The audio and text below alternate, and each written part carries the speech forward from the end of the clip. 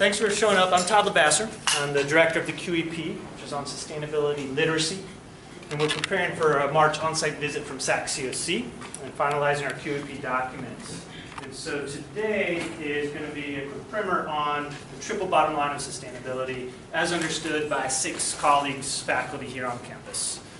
First, we'll get the environmental leg from Seth Pritchard and Deb Bidwell from the School of Science and Math. Then we'll go look at the social leg from Christy Bryan and Anthony Green. And then we will get the economic leg from Elise Perot and Stuart Williams. And then, if there's time, some questions. But the point is to invite us to stop thinking about these issues from our own discipline, but thinking about these issues together as a community that are interacting with our students. And the skills and knowledge we all can bring to the table to work on sustainability literacy together. So to that end, also, this is a lead-in to next Friday the 30th. You've all seen the emails. Bill Throop, I just got off the phone with him, is coming to do a faculty training from 9 to 12 and again 1 to 4 in Stern Center Ballroom. How do I teach sustainability literacy in my class? You also saw a call for proposals, and this is on the sustain.csc.edu website. Dan Dickinson is helping run. Our definition of sustainability literacy is giving our students the skills and knowledge to advocate for resilient social, economic, and environmental systems, i.e. the triple bottom line, which this panel is going to talk about.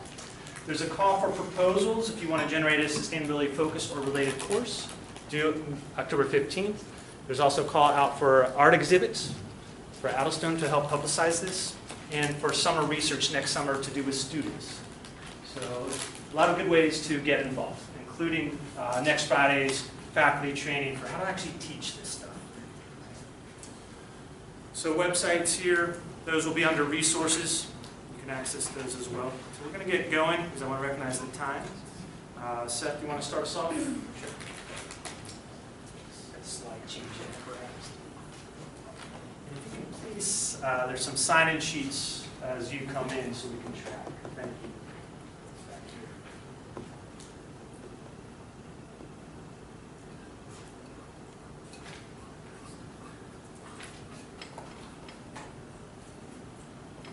I'm going to depress you. That's what I do. Everybody see, do we want a light on the stage? I think we're good. Yes, so there's no room to change slides, is there? There should be one over there. It's right. It's right on top of it. There you go.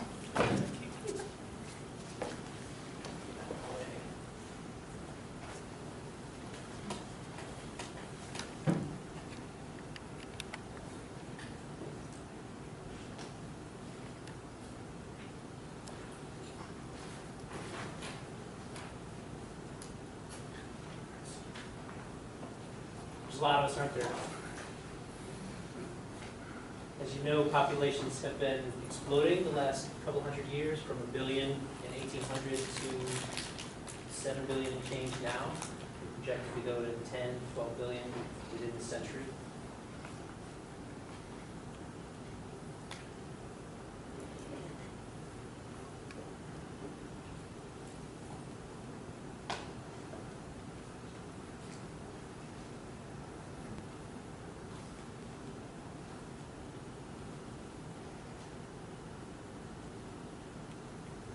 Is that a wave you want to catch?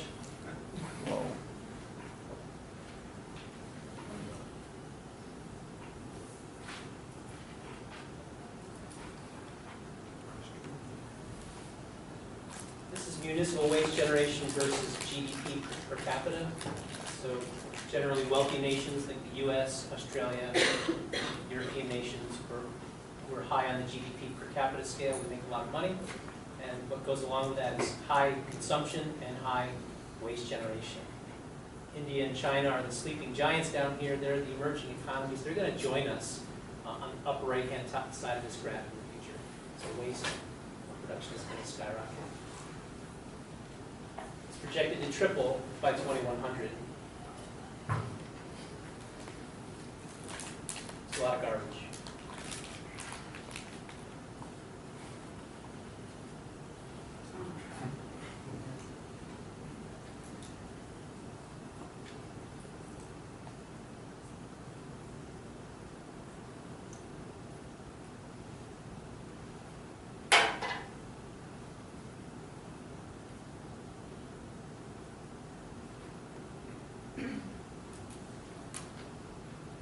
is our car fantasy. 30 to 50 gallons of fuel per mile.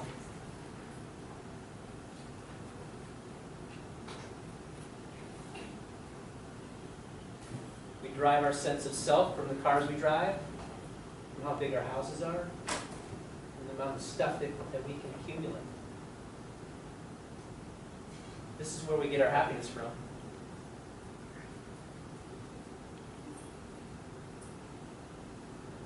There's cost.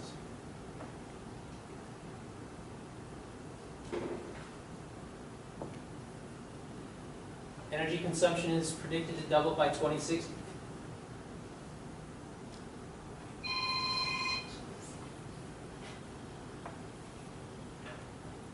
Byproduct of our energy habits is climate change. For about 650,000 years at least, CO2 concentrations have been pretty stable between 180 and 280 parts per million.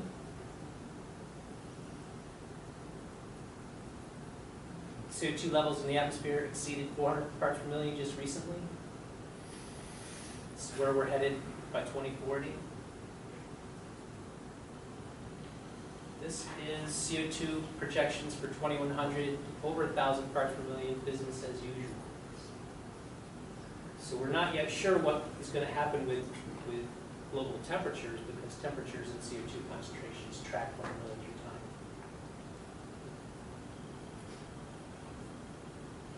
time. 2015 was the hottest recorded year on Earth.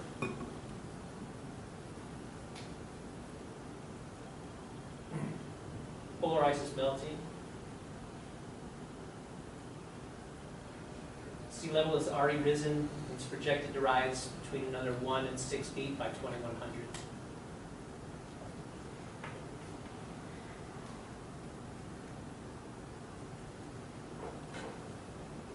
This is the Maldives, average elevation of 4 feet. Maldives will be gone. And we won't be far behind them. This is the peninsula of Charleston. In the dark blue is where water floods at a normal high tide, 7-foot high tide. In the light blue is a 7-foot high tide coupled with 1.6 feet of sea level rise. So 3 feet, 4 feet in Charleston, the entire peninsula is essentially underwater. This is not so far away.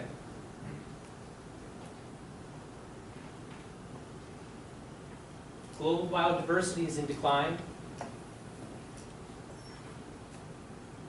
largely because of habitat loss.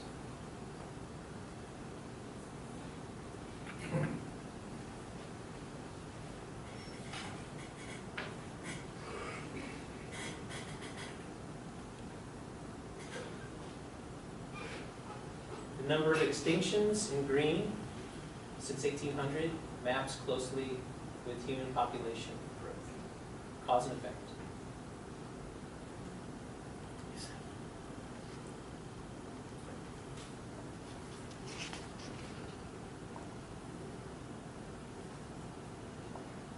This is the Aral Sea in 1970.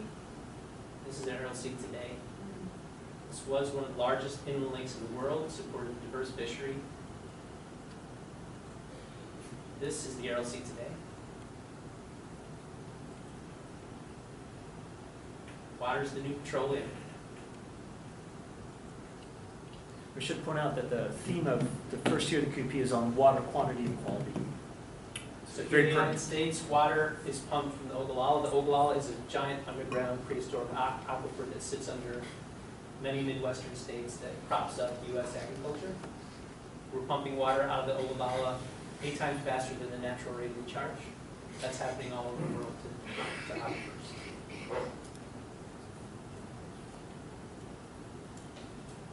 So my conclusions are nearly all metrics of environmental health are in decline. And we're going to have to reimagine ourselves as an institution, as a community, as a state, as a nation, as a planet, if we hope to be resilient and if we hope to somehow capture sustainability. Thanks, Seth.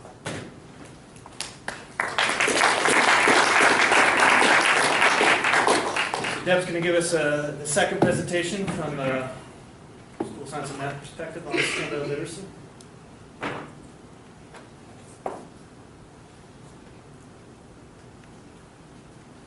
Hey, thanks for having me. I'm excited to be here. If you don't know me, I'm Deb Bidwell from the Biology Department. And I'm excited to tell you a little bit about biomimicry, which is an interdisciplinary, forward-thinking, slightly more hopeful take on maybe how we can strive to become more sustainable. So when we take a look at nature, the environment, it's inherently sustainable. And it always has been. It's been here long before people got here. It'll be here long after we're extinct. It's just doing its thing and is inherently sustainable. So nature doesn't need people. People need nature. And we would do well to remember that we get all of our clean air from nature. We're completely reliant on nature for fresh water and for our own nourishment. So when we take a look at the triple bottom line, it's important to recognize that our triple bottom line model is human-centric. That is, our society and economy are human constructs. The environment doesn't depend on the society and economy because it doesn't depend on humans. Society and economy depend on the environment. So this is an excellent model in some respects because this is the merger of those Venn diagrams is where humans need to seek to be if we want to become sustainable instead of going extinct. But the environment's going to go on without us, whether we're here or not. So we need to recognize those constraints. All right, in a nutshell, environment, nature, sustainable. Humans, not so much. So when did we fall off of the sustainability wagon? Well, you could argue that it was when we planted the first seed and became an agricultural civilization. Maybe it was when we gave up our pagan roots in favor of a monotheistic Judeo-Christian religion that sort of demonized nature. But the nail in the coffin was certainly the Industrial Revolution, where we began to look at nature as nothing more or less than an inexhaustible supply of resources to power our machines. So today our relationship with nature is definitely more artificial and distant than it's ever been. We're disconnected. Average Americans spend 93% of their time indoors. 93%.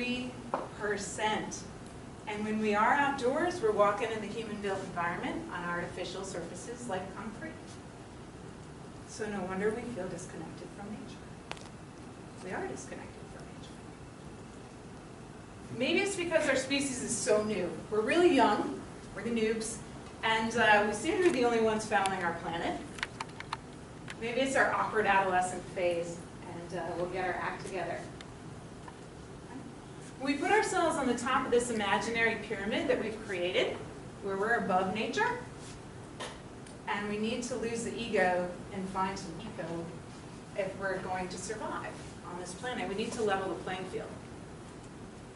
Biomimicry aims to do that. So biomimicry, the idea is to look to nature as a mentor, as a source of ideas for solutions to our problems. And so it's an interdisciplinary focus that's bringing a lot of people together around the design table: engineers, business, biologists, chemists, sociologists, psychologists, you name it, we're all together around the design table trying to figure out how nature does it. Nature's inherently sustainable, we're inherently not. How are we going to fix that?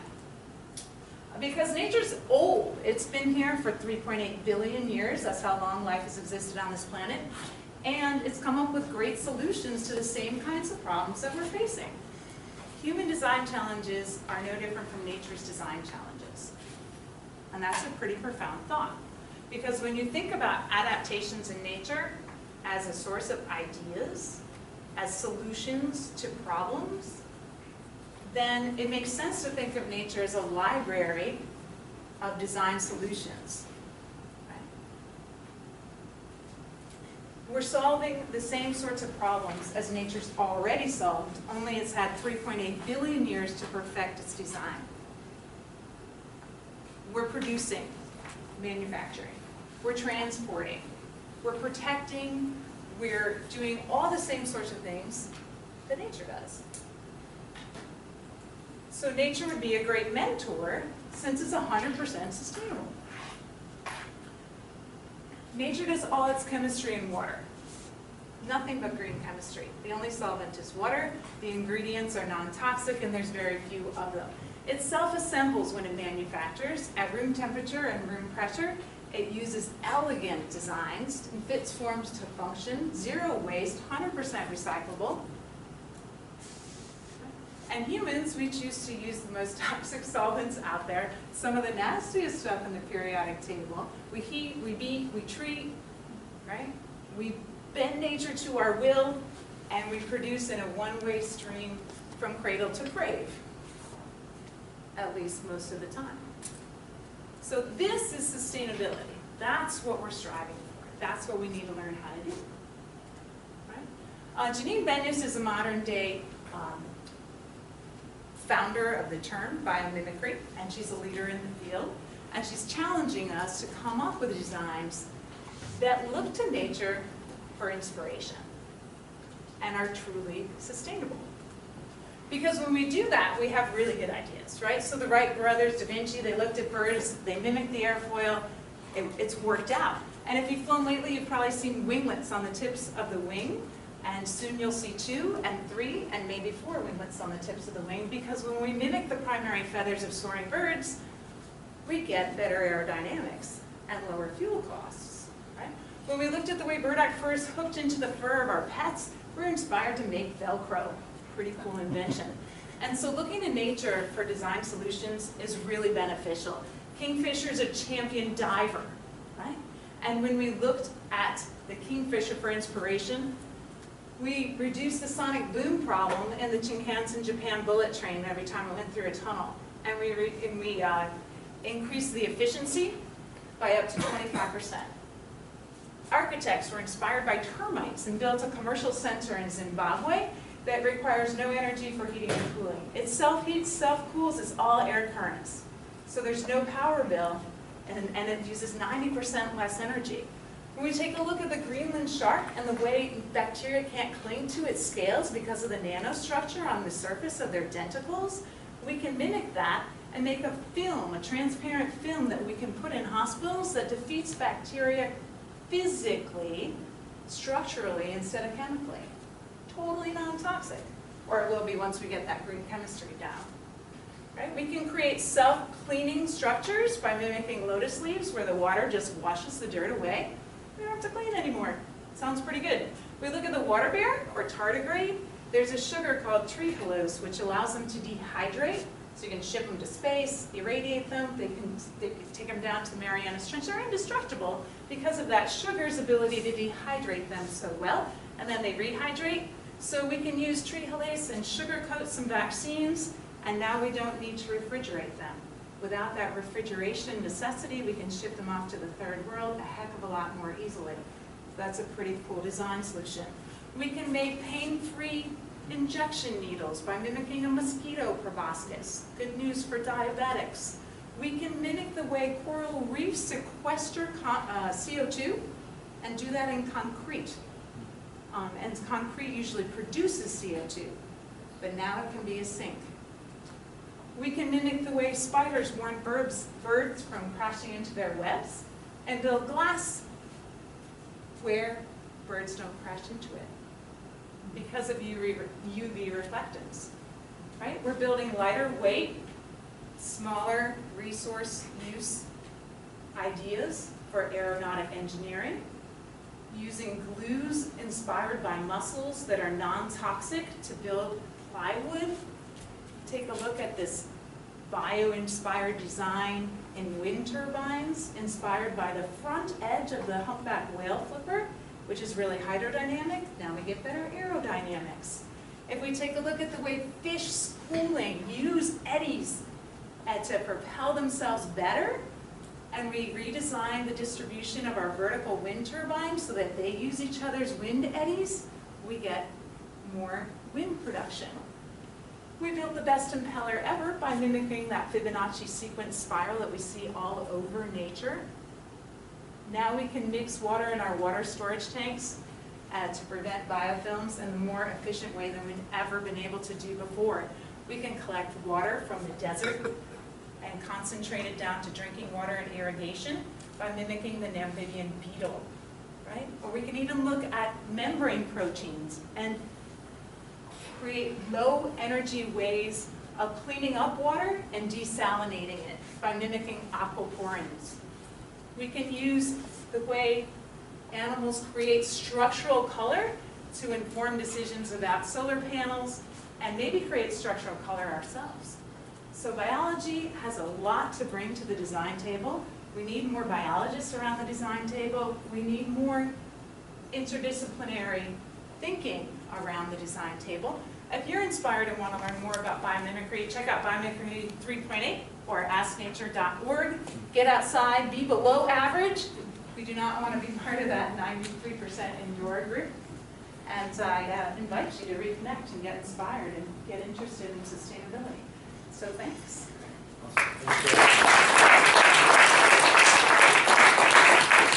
Good stuff. Thanks. So we're going to transition, even though it's already been interdisciplinary, to the social leg of the triple bottom line. Thanks, Deb and Seth, for your expertise.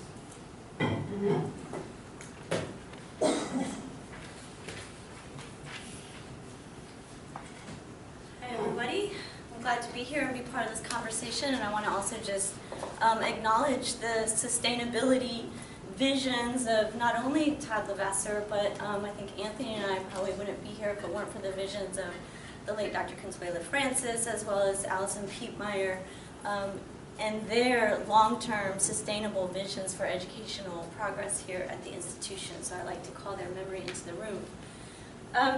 So I invite you all to just think about environmentalist as an identity.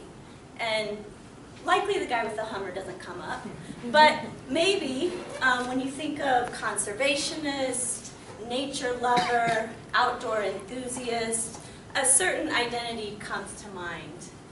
And so in the class that Todd encouraged me to develop, which was an opportunity to bring together students from environmental studies, African American studies, and gender studies, we did a lot of grappling with this idea of who gets to take this identity as environmentalist on.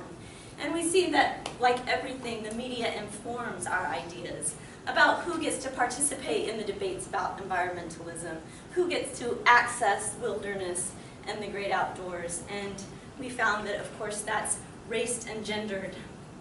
And so we have Julia Roberts there as the forest sprite, and then the three very important white dudes holding it down. So we used two foundational authors throughout the course to really help us through our exploration of these ideas. And Carolyn Finney's book, Black Faces, White Spaces, allowed us to see just those questions about how the debates around environmentalism are inhabited, or we imagine that they're inhabited by white people. And the course allowed students to even talk about their experience with engaging the outdoors, right? So who does get to see nature as a library? And we found that for students of color, the wilderness is not associated with tranquility and peace, but rather, especially in the South, as a site of violence, lynching, where the KKK stories happened out in nature. So this is a cultural construct that we want to pay careful attention to and allow the students to learn from each other's experiences. We also used Robert Bullard, who has done extensive research on the grassroots movements for environmentalism that often get under-recognized, under-acknowledged. And what many of his case studies illustrate for us is that these movements have been driven by women of color largely in protecting their communities from heavy manufacturing, heavy industrial waste and pollution. So we know that there's a disproportionate amount of pollution to communities in communities of color. And so we want to pay attention to how those movements have grown. And so we anchor our work in the 1991 First National People of Color Environmental Summit and the 17 principles of environmental justice that were developed there. So I have just a couple of the environmental justice principles up here on the screen. The first one around discrimination and bias. We don't have to look beyond the headlines of today to recognize that biases and knee-jerk reactions to who we think is safe and who we think is criminal. All of that is a life and death matter. And so the environmental justice movement has been trying to put that into the conversation for decades. Environmental justice principle number 16 calls for education of all generations. That really this has to be an intergenerational conversation so that we learn from what people have done to protect their communities and what we need to do in even more intentional ways to prepare for the future that we see coming. This photograph there is of the human blockade in Warren County, North Carolina, community protesting the industrial pollution and the toxic dumping in their community. And a legislative battle that went on for 3 decades, and like pretty much everything in the class, we realized that there are partial victories. There are sometimes these partial victories, of course, no full reparations to these communities, but we can learn from the partial victories. So the other thing we like to do in the class is to link the local and the global. So in the center of the slide there, you see Jermaine Jenkins, who is the founder of Fresh Future Farm. So she used her own experience with food insecurity to create a sustainable farm in North Charleston to not only feed people, but also teach people how to grow their own food. And so linking that to feminists around the world who have made their own contributions to sustainability. So Wangari Maathai with the Greenbelt movement and planting trees in Kenya, from Arundhati Roy up there at the mic, confronting hydropower in Indian communities, and Candy Massa, who's very active right now in Dakota communities, resisting fracking and the pipeline. So, and then Betty Reed Suskin in the corner there with the park ranger. She's the oldest park ranger, African-American woman. She's 94. Before she was a park ranger, she was a civil rights activist, and links these questions that Carol Finney brings up about who is using the national parks, who feels welcome at the national parks, and how can we make those spaces more welcoming to all people.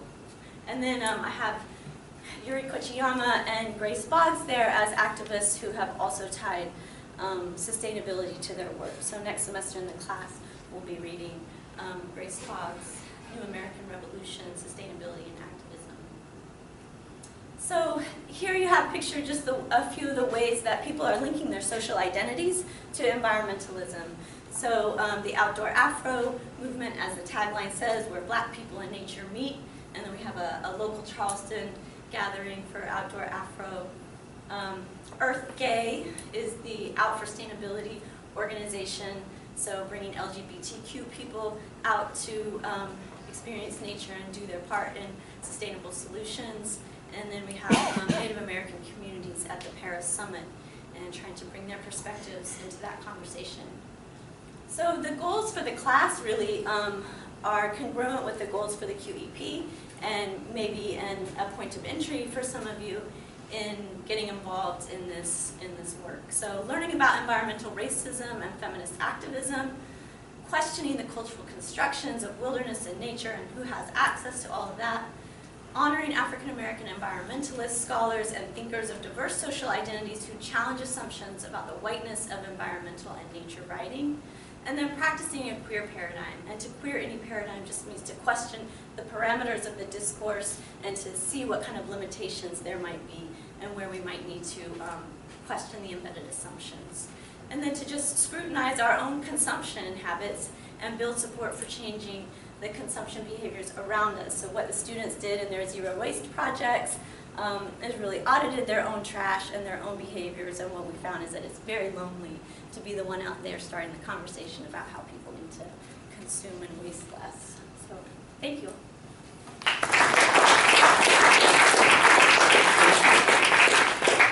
Anthony Green is going to follow up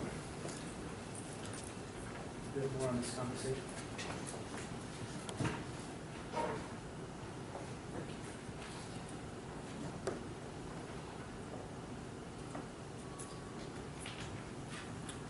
Good afternoon. I'm Anthony Green with African American Studies and Sociology.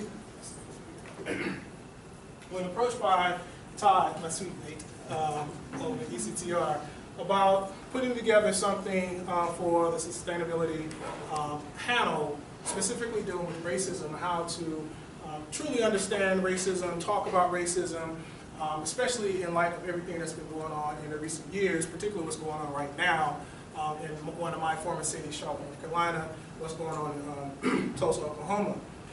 So trying to think broadly about how to tie these things into sustainability.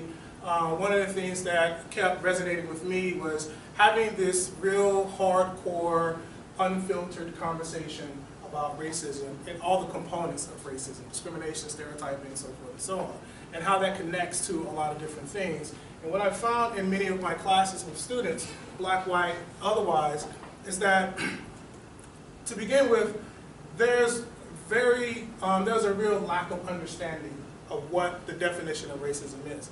Right? Most people, when defining racism or when asked to define racism or asked to talk about or think about racism, generally it's in the context of discrimination, of an experience that they went through personally. Right? This is not to suggest that it's not racism, but discrimination by itself may not have a lot to do or anything to do with racism. You could be discriminated based on height. You could be discriminated based on sexual orientation. So trying to connect the pieces to students to understand what racism really is, both in a historical sense as well in a more contemporary sense, I oftentimes have to try to lay it out for them and define it for them. So understanding that racism in American society, historical and contemporary, is about power. Power and control of giving access or lack thereof to resources. The resources could be environmental issues. The resources could be schooling, housing, so forth and so on. And so understanding what the dynamic of power is related to racism brings to them their thoughts, well, their experience could, in terms of being discriminated against or being stereotyped and having an episode where prejudice, it may not necessarily be racism, but it may be racism. That's where it gets kind of foggy and confusing for a lot of my students. So we go into a lot of detail about, particularly today, about things like institutional forms of racism. So I talk about laws, I talk about policies, I talk about residential segregation, I talk about school desegregation and those type of things, and look at how those things historically continue to impact the livelihoods of people of color, particularly African Americans, in our society today. So this is why I have institutional versus individual, overt versus covert. But after going through this process of explaining and defining, I then have to provide opportunities for them to actually see it. It's one thing to define it, but it's another thing to actually see it and place it in proper context. So, I can't talk about racism or understanding racism in the city of Charleston without talking about Dylann Roof.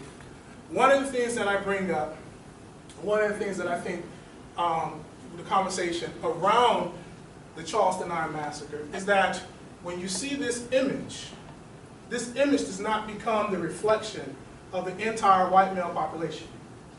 This image becomes a reflection of this one individual who did a heinous act. Correct me if I'm wrong, right? We generally associate heinous acts by young white males as that individual person. When the acts are done by African Americans, or if an act is done by a woman, or if an act is done by someone who appears to be from the Middle East, we lump that one act with that one individual to the entire group. That's institutional forms of racism. I'm willing to bet if this was a class of undergraduates, no one would identify Dylann Roof as a terrorist.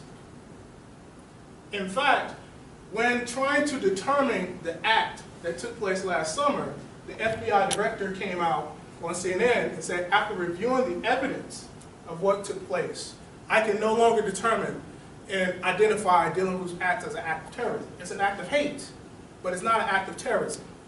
Because the definition of terrorism, as he went on to say, is politically driven, you're targeting a specific population of people, and I'm thinking, is that not what Dylann Roof did? He had a manifesto that was politically driven.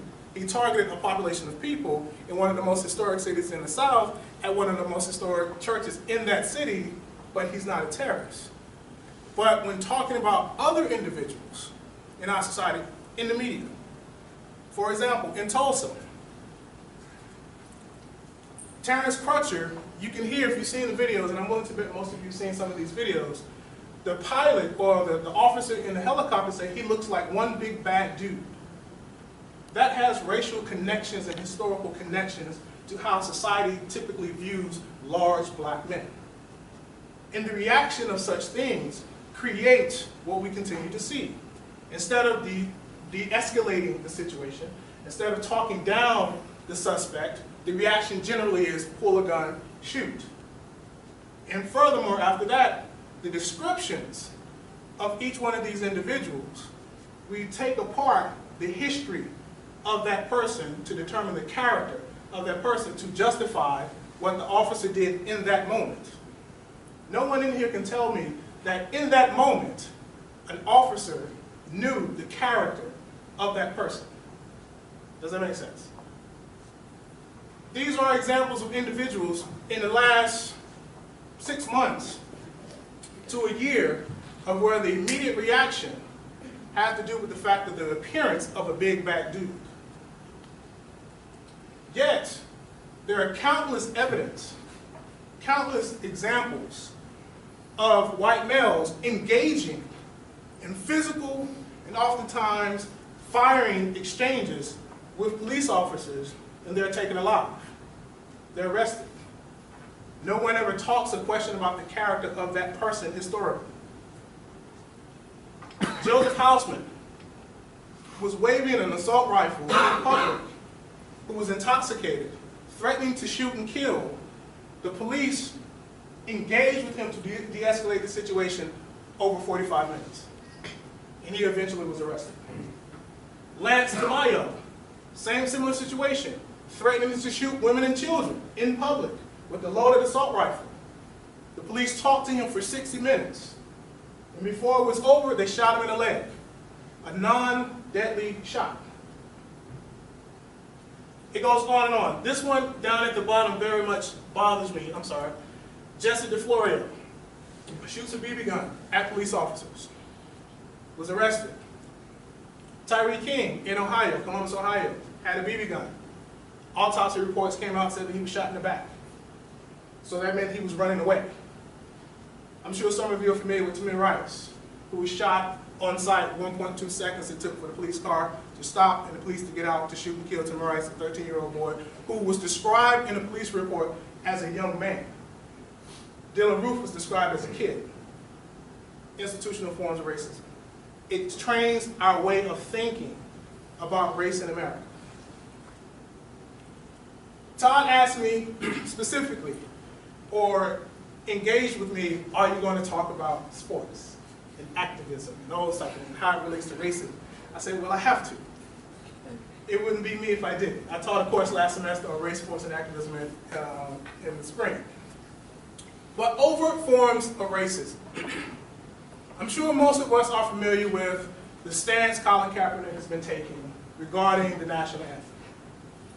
Interestingly, the second bullet point here suggests that most of the critics of Colin Kaepernick focus on the act, not the message and the reasoning behind why he's doing what he's doing. Even when asking in conference, when he's talking at the podium, even when asking, they tell him, he's told them, this has nothing to do with the military, has nothing to do with disrespecting the flag, but it has everything to do with the meaning behind the flag and how people of color in our society are being treated as a result of things like covert forms and institutional forms of racism. These are the type of conversations we really need to have. Historically, black athletes have spoken out or done some type of form of activism. More recently, you've seen the Miami Heat, LeBron James, the Indiana Fever actually, last night I believe it was, collectively took a knee in solidarity with Colin Kaepernick to support his cause. So this is not a new thing in terms of athletes and activism addressing issues of racism, systemic forms of racism. Last but not least, I found this meme online to be very powerful in terms of what it says and the imagery that it brings about. Our society, as it relates to how racism continues to permeate itself throughout America, is that we are so focused on the act of what Colin Kaepernick did.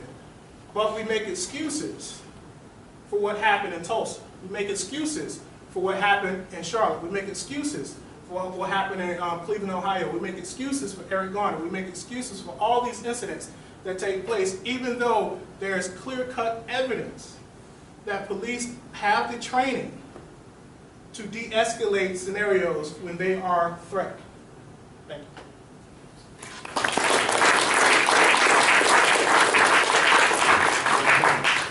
Transition to Just wanted to make a comment.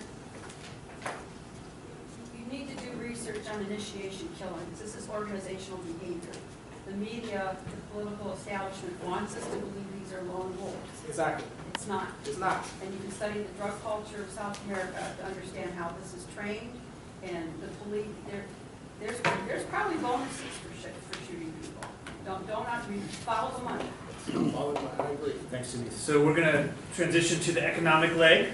And again, as we're going through this, it's presented as separate, but the challenge for all of us in here as faculty and staff and with our students is to think how these are actually all connected. And once we start having that conversation, making those connections in our classes and events on campus, we're walking this talk of sustainability and literacy. So thanks, Denise. Thank you for putting this panel together. The diversity of opinions we have seen so far is just amazing, really, really interesting. So thank you for that. Certainly, and one of the threads I was just seeing now is this activism piece and how we all are activists in our own ways looking for sustainability in this world.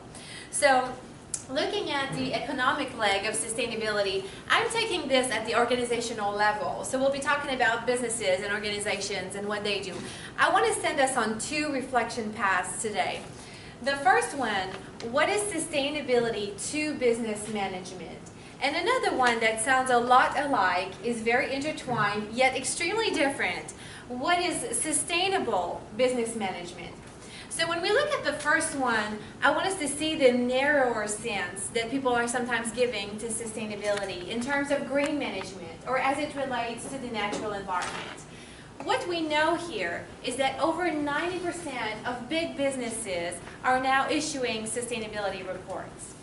80% of those reports follow the GRI guidelines. This is really huge because it tells us two things. It tells us, one, that it's not the exception anymore for big businesses to be meddling or to be handling those natural resources. This has become the norm, right? And the second thing is that we're not just talking about quantity, but quality. It means that stakeholders are increasingly scrutinizing those reports, want to know what's in there, want this to follow a format, have details, and that they care about it. So that's where we are today. That's a little bit more uplifting also in terms of the power of corporations and their ability to deal with those natural resources. Let me put some facts or some contextual factors in terms of why did we get to this point or how did that happen, right? So in the past decade, we've seen 5 times the number of bills at the federal level for the natural environment protection than what we saw in 2005. That's up to 297 bills in 2015 that were produced down. At the state level, we're seeing some trading markets emerge for greenhouse gas emissions. At the shareholder level, this is a #1 social issue, the natural environment, since 2008, consistently in shareholder proposals. We see just at the bottom, 1 in every $6 in the United States is put into SRI funds and ESG funds. That's another thing that creates this huge demand, right, for businesses to be dealing with sustainability. And so if we don't look at this fully integrated chain of what is going on from the investor side all the way to the consumers who want those products, right, and are willing to pay more for it, and are finding that as an individual, sometimes I may care about a cause, but I have no way to get fully involved or to make a difference on my own. But now this here, this individual desire can be harnessed by corporations, right? And then ultimately, we're seeing also these NGOs and governmental organizations as well that focus on the environmental protection gain a lot of traction. So we're seeing all of this in the past decade, and I'm sure at this point, you know, a valid question is, why the hype? What's happened in the past decade, right? And what we're seeing is basically this first piece, the bunch of money, the tertiary monetary world in which we live most of the time. We're finding that this is connected, right? We're finally seeing this connection to the secondary world, the labor, energy, transformation of inputs, right? And how that comes from our primary resources. And this time, we're going to start opening the term, right? Resources understood more broadly than the environment alone. And so we've talked about climate change. Some of you have brought that to our attention in the past 10 years. Climate change has taken front page. But at the same time, we've lived through the economic crisis of 2008. And those events have done well to highlight the fact that all of this is connected. And if we don't take care of those primary resources that still support our economy today, then not only does our wealth system fail, but our very lives are at stake. So that leads me to the second reflection path. What is sustainable business management, right? In an era where we're seeing both this push for reduced government intervention and increased